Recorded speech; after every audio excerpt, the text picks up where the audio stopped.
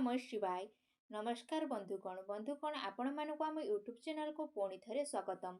आज भिडियो रे आपण मानक मु कहबाकू जाउछि कि विशेष भाव एही दुई दिनर महाबली विशेष भाव आगामी एही दुई दिन आपण मानकर किपरि भाबरे कटिबो, आपण मानकर संपूर्ण दिन को किपरि भाबरे स्पेंड मध्य करिवे, किपरि भाबरे एही दुई दिनर स्थिति मध्य रहिबो एवं केउ सबु जिनिसरु आपण मानकु फायदा मध्य मिलिबो एवं ता सहित एही दुई दिन रे आपण मानकु केउ सबु जिनिसरे सावधानता अवलंबन करबाकू मध्य पड़िबो। आपण मानकर लव लाइन स्थिति किपरि भाबरे रहिबो, आपण मानकर कैरियर बिजनेस क्षेत्र रे किपरि भाबरे रहिबो। जदि कहबा एही दुई दिन रे महाभविष्यवाणी रे आपण मानकर कैरियर रो स्थिति मध्य किपरि भाबरे रहिबो, आउ मध्य आपण मानकु आमर आपण मानकर स्वास्थ्य विषय में मु कहबी। आपण मानकर स्वास्थ्य भल रहिबो किंबा खराब रहिबो।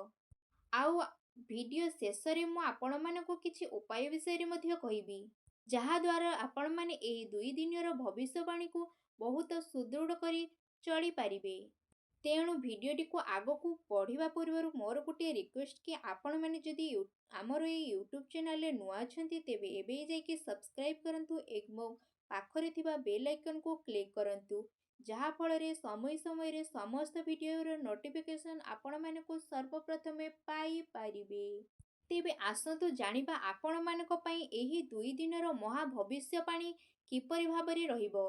तो जदि कहिबा आपण मानक पई एही दुई दिनर स्थिति कौन पॉजिटिव हेबा पई कि जाउछि, जदि कहिबा आपण मानकु एही दिन रे बहुत खुशी मध्य प्राप्त हेबो एवं संतान मानक ठारू आपण मानकु बहुत ढेर सारा खुशी मध्य प्राप्त मध्य हेबो। समय अनुसार आपण मानकु संतान मानकर सहयोग मध्य प्राप्त हेबो।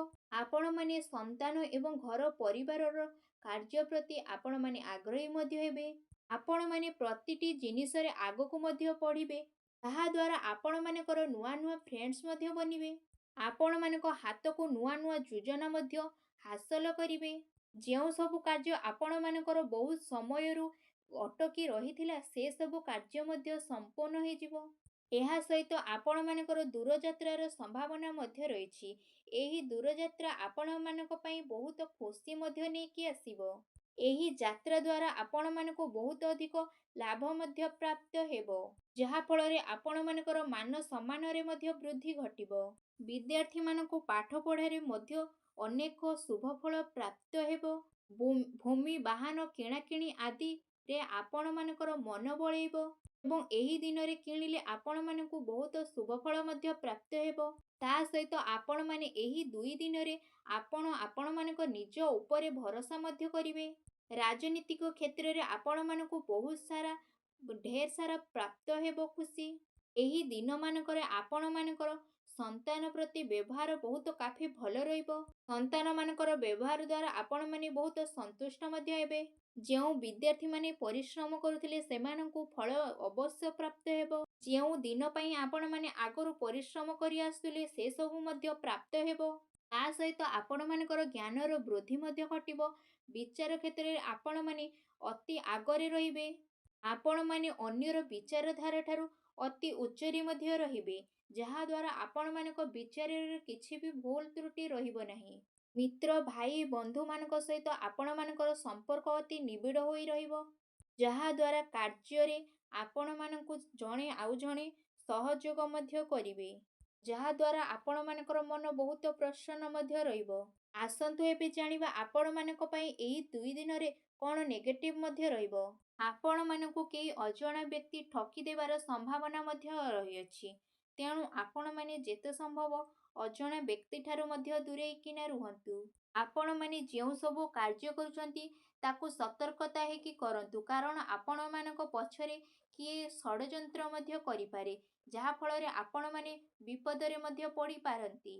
काहाकु भी पैसा धार करज दियंतु नाही, नचेत आपण मानक बहुत प्रॉब्लम रे पड़ी पारंती।